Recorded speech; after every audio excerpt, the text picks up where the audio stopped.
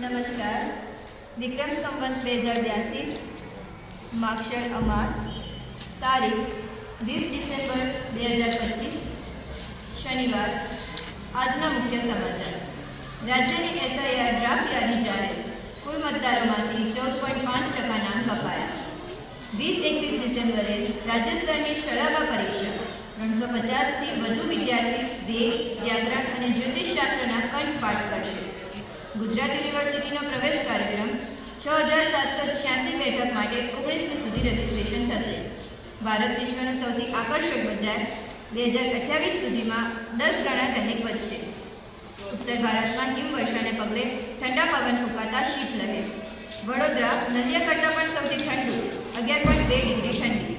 સંસદના શિયાળુ સત્રનું સમાપન પણ તોફાની 19 દિવસમાં 10 મહત્વના બિલ રજૂ થયા.